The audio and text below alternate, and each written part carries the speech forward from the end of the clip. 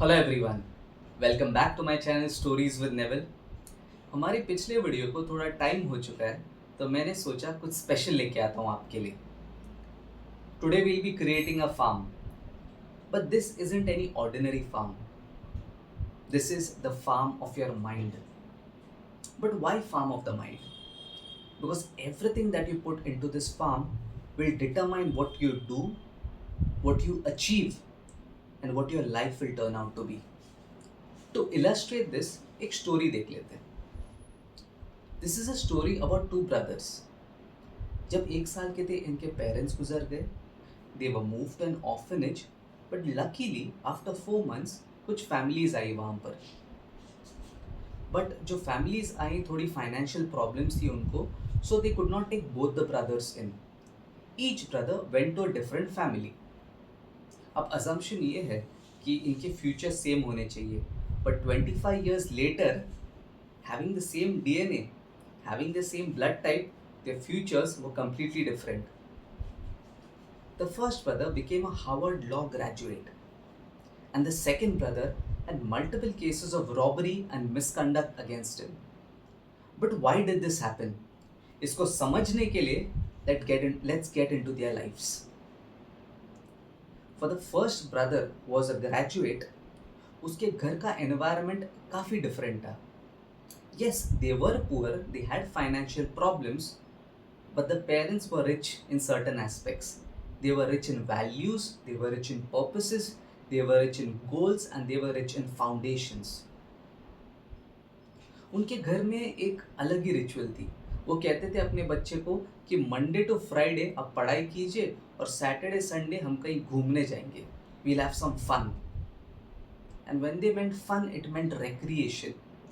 वो हर सैटरडे को अपने बच्चे को इंस्पिरेशनल मूवीज़ दिखाते थे, और अगर आई नहीं कुछ अच्छी पिक्चर तो उसे कैंपसेस, यूनिवर्सिटीज़ लेके जाते थे, ताकि उस वहाँ जाकर वो बच्चा इंस्पायर हो। ऑल्सो जो घर का एनवायरनमेंट था काफ़ी पॉजिटिव था। जो फादर थे अपनी वाइफ से बहुत ही रिस्पेक्ट से बात करते थे। जो बच्चा था उसका एनवायरनमेंट भी बहुत अच्छा था स्कूल का। सारे बच्चे मोटिवेटेड, कुछ बड़ा करना चाहते ज़िंदगी में। जो फादर भी थे, अपने बच्चे को बोलते थे कि जो स्कूल में बाकी बच्चे जो वीक है उनकी हेल्प कीजिए, और जो आपसे बेटर हैं कॉम्पीट मत कीजिए, पहले उनसे सीखिए। Now if you look at the second brother, complete contrast. For the second brother घर में हमेशा टर्मोइल रहता था, हमेशा फाइट्स रहते थे। जो मदर एंड सन रहते थे वो तो डरते थे कि कब पापा घर पे आएंगे और हमें मारेंगे, हमें पीटेंगे, चिल्लाएंगे। नेबर्स भी डरे रहते थे। और ये जो फादर है, इनके ऊपर भी बहुत सारी केसेस थी रॉबरी की और मिसकंडक्ट की। उस बच्चे का जो लोकेलिटी भी था, सारे दूसरे बच्चे ड्रग्स में, एडिक्शंस में थे, तो there is a very high chance कि वो भी उसी पाथ पर चले जाए। This is not an over generalisation, but high chance रहता है इसका। मैंने इस वीडियो की शुरुआत की थी about farm of the mind, ये कहकर जो भी आप आपके माइंड में डालेंगे, आपके माइंड से वही बाहर आएगा। अगर आप उसको पॉजिटिव एनवायरनमेंट दोगे, it will give you a positive atmosphere. If you give it goals, it will give you a big life. If you give it empathy towards other people, it will give you love in return. Criminals are not born into the environment, they are a product of the environment. Legends are not born in any environment, they are a product of the environment. So be very careful of what you see, what you hear, what you watch, क्योंकि everything is putting seeds in your mind.